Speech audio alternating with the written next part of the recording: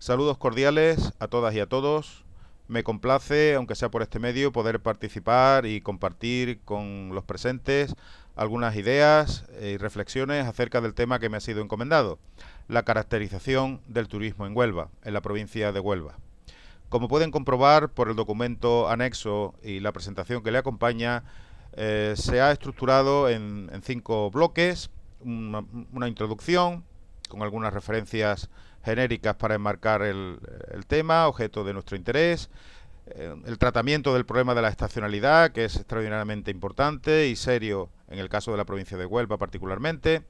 la caracterización de la oferta y de la demanda y por último unas conclusiones y unas reflexiones acerca de la futura evolución que puede tomar este sector en la provincia.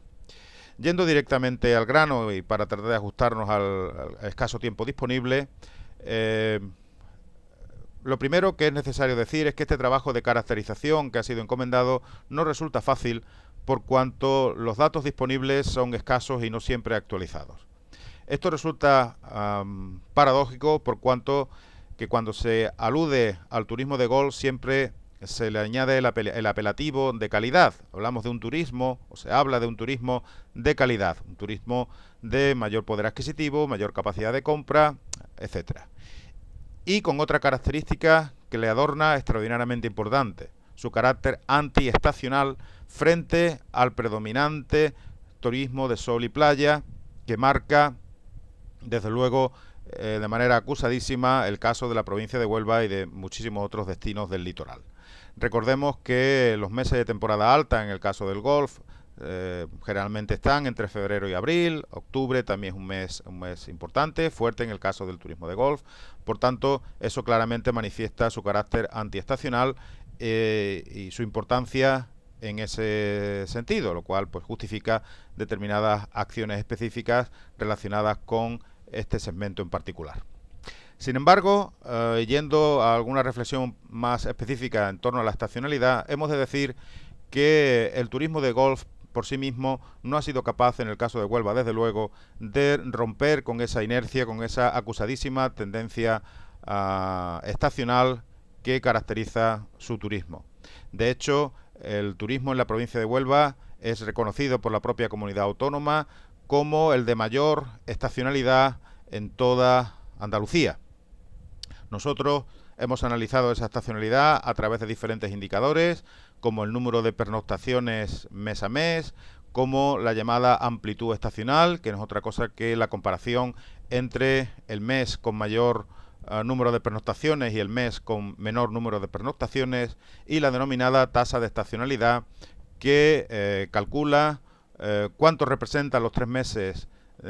punta, los 3 meses de mayor número de pernoctaciones sobre el número total de pernoctaciones del año, del ejercicio. Bueno, todos esos indicadores ponen de manifiesto la elevadísima estacionalidad en el caso de la provincia de Huelva y que además, infelizmente, es una tendencia que no se ha invertido, sino que ha seguido aumentando en los últimos años. Bueno, eso luego tiene una serie de consecuencias en cuanto a cierre de establecimientos en temporada baja, en cuanto a efectos sobre el empleo. Claramente es una lacra que hemos de combatir con el turismo de golf y con una oferta que haga posible pues allegar turistas fuera de la temporada alta de sol y playa. En cuanto a la caracterización de la oferta, decir en primer lugar que bueno, esa oferta en la provincia de Huelva es la tercera a nivel andaluz en cuanto a número de campos de golf, son 10, englobados en 9 clubes de golf federados. No es un número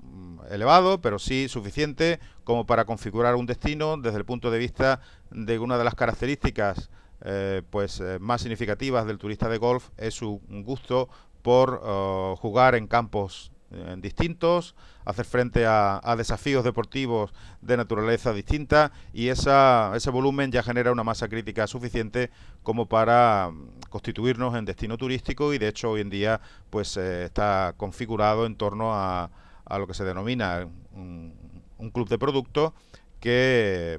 bueno, en principio debe entenderse como una mayor garantía en cuanto a calidad de la oferta que presentamos a los mercados internacionales y también al mercado doméstico, y una herramienta útil para generar sinergias entre los diferentes campos de golf con sus intereses comunes a nivel promocional, etcétera. Bueno,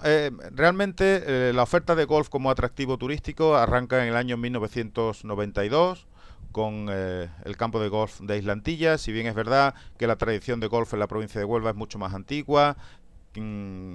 guarda relación, tiene un vínculo con la presencia británica en el siglo XIX para la explotación de las minas, especialmente las de Río Tinto. Ya se habla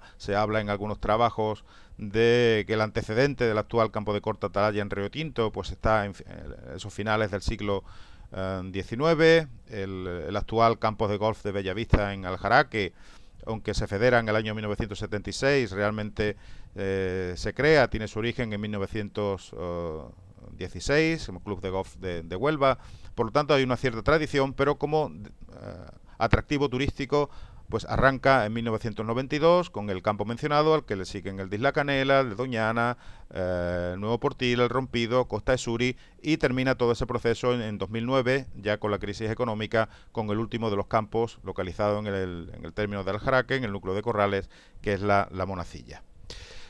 ¿Cuál es la tipología de esos campos de golf? Pues bueno, si acudimos a la que plantean autores como Villar Lama y Fernández Tabales,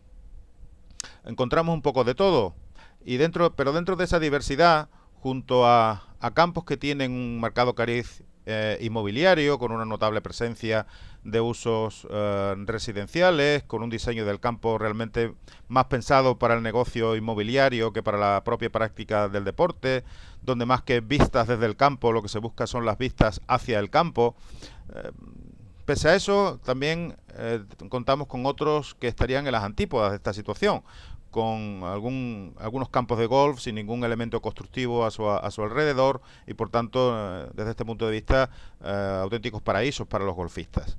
Pero bueno, como valoración general podríamos hablar de una oferta de golf de naturaleza turística, con una presencia ciertamente de actividad constructiva, residencial, con uno o varios alojamientos reglados, hoteles, apartahoteles, en fin, bueno, con estas características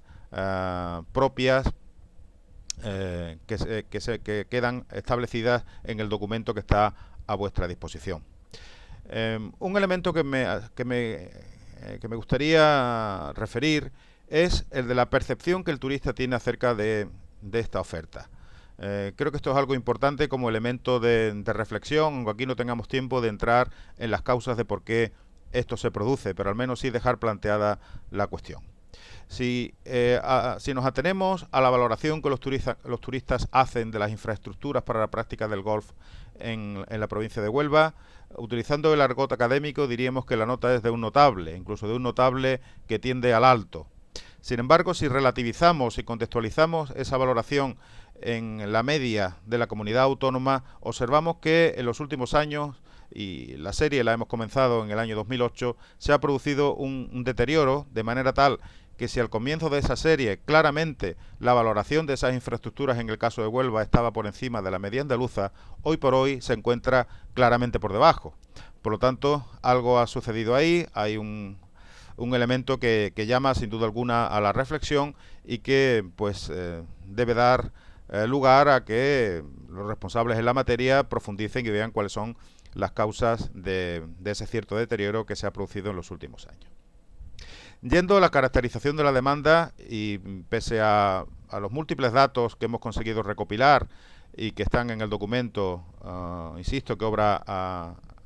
su disposición, solamente me referiré, en gracia a la brevedad, a algunos muy puntuales.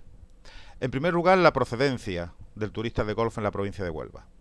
Cierto es que estos datos a los que me voy a referir fueron tomados en los años 2010 y 2011 en un estudio que anualmente realiza la comunidad autónoma, la Consejería de Turismo, pero que reúne algunos elementos que marcan diferencias respecto a otros destinos del litoral en Andalucía, concretamente pues Cádiz, Almería y Málaga. Si en Málaga y en Almería la procedencia del turista de golf es predominantemente el Reino Unido, o en el caso de Cádiz es Alemania, para la provincia de Huelva son los países nórdicos, seguido de los turistas de golf nacionales. Esto es interesante si tenemos en cuenta el perfil del turista de golf nórdico, que tiene algunas diferencias significativas respecto del perfil británico o de otras procedencias. No tenemos ahora tiempo de entrar en ellas, pero son importantes teniendo en cuenta las características y las peculiaridades del caso de Huelva, donde no existe un aeropuerto per se, aunque tengamos dos cercanos, Sevilla y Faro, siendo claramente el aeropuerto de Faro nuestro aeropuerto de servicio. Es importante reparar en ese diferente perfil. Y déjenme que haga un pequeño apunte sobre tres variables que se contemplan en ese documento, que tienen que ver con el gasto medio diario, con la valoración que hacen los turistas de las instalaciones y con la valoración que también hacen del destino. Son una vez más elementos para la reflexión. En los tres casos nos encontramos con que los valores correspondientes son los más bajos en toda la comunidad andaluza, en referencia a los 4 destinos de golf del litoral que antes mencioné. Por dar una nota, en el caso del gasto medio diario, la provincia de Huelva se sitúa prácticamente a un nivel que es la mitad del de Málaga, un 49% por debajo del gasto medio diario de la provincia de Málaga como destino turístico. También estamos por debajo en valoración de instalaciones, en valoración del destino. Naturalmente todo esto tiene que ver con la rentabilidad de este negocio, con la rentabilidad de estas instalaciones. Eso ya nos lleva directamente a las conclusiones. Todo parece indicar, por los documentos que hemos manejado, documentos oficiales de la Junta de Andalucía, como el Plan General de Turismo Sostenible para la Comunidad Autónoma en el Horizonte 2020 y otros, que el turismo de golf seguirá creciendo y la costa occidental, sobre todo de Huelva, reúne unas condiciones interesantes para este tipo de turismo. Es considerada una de las zonas prioritarias para su desarrollo, pero es importante que esto no lo veamos de manera aislada, sino que seamos capaces de insertar el desarrollo del turismo de golf dentro de un modelo global de desarrollo turístico para la provincia,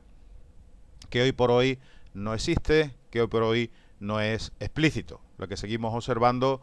es el predominio de los modelos tradicionales con un peso importante de la residencialización, y hemos de preguntarnos si ese desarrollo ha de ir por ahí o no, si la masificación será lo que termine por predominar también en este destino que se ha incorporado tarde al desarrollo turístico, al boom turístico, o por el contrario somos capaces de aportar, de inyectar elementos diferenciadores que pues marquen una estrategia diferente respecto a destinos competidores. Subrayar su carácter antiestacional, como ya hemos referido. Y en cuanto a la sostenibilidad, desde el punto de vista económico, que ya empezábamos a indicar algo al respecto hace un instante, decir que los datos manejados arrojan serias dudas acerca de la rentabilidad económica del golf por sí solo, del golf per se. Más bien, los datos que hemos manejado hacen entrever que esa rentabilidad es una rentabilidad indirecta como consecuencia de los elementos constructivos que giran en torno a esta actividad.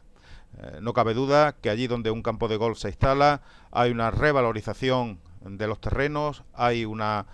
plusvalía de los elementos constructivos que acompañan a ese campo de golf, residenciales, centros comerciales, puertos deportivos, etcétera, y por ahí parece venir la mayor parte de la rentabilidad de este tipo de inversiones. El plano social también presenta un interrogante que merece la pena pararse a reflexionar sobre él. De hecho, es el objeto principal de esta investigación. Si analizamos cuál es el desglose del gasto medio diario, vemos que la gran parte del mismo va al gasto en alojamiento, green fees, restauración, principalmente en los resorts donde esos campos de golf se ubican. En consecuencia, queda muy poco margen para que ese gasto pueda permear a otras capas de las comunidades locales receptoras de estos flujos turísticos, más allá de la propia actividad inducida que estas instalaciones, que estos establecimientos de alojamiento, hoteleros, apartoteles, etcétera, generen al mantener su actividad durante muchos más meses o todo el año. Y una última referencia, por culminar y cerrar la aproximación a la sostenibilidad, al aspecto ambiental. Hemos de decir que en determinados casos los campos de golf han servido para recuperar zonas degradadas, que en otros casos se han ubicado en terrenos realmente yermos o prácticamente inhábiles para otro tipo de actividades, y ese es un aspecto, digamos, positivo de recuperación paisajística, etcétera. Pero también en otras ocasiones nos encontramos con campos de golf ubicados en terrenos cuyo uso compite con otro tipo de actividades como puede ser la agricultura. Y aquí, en términos económicos y en términos de oportunidad, cabe plantear pues la comparación entre la rentabilidad que puede generar una instalación golfística con la rentabilidad potencial que puede generar la aplicación de esos terrenos para usos agrícolas, por ejemplo, de frutos rojos, naranjas, etcétera, cultivos pues muy importantes en determinadas comarcas de la provincia. Y una última llamada al efecto Brexit para concluir. El mercado británico es el segundo en importancia para la provincia de Huelva, el número uno, el más importante en el conjunto de Andalucía, y por lo tanto el efecto sobre la devaluación de la libra esterlina que la decisión de abandonar la Comunidad Europea, si finalmente se consuma, puede tener lugar, naturalmente causará un impacto en la capacidad de compra de estos clientes potenciales y en el atractivo de este mercado británico. Eso exige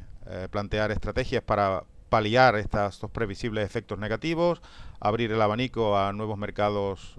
emisores y, en suma, una oportunidad también para penetrar y para atraer turistas de golf de otras partes de Europa, donde también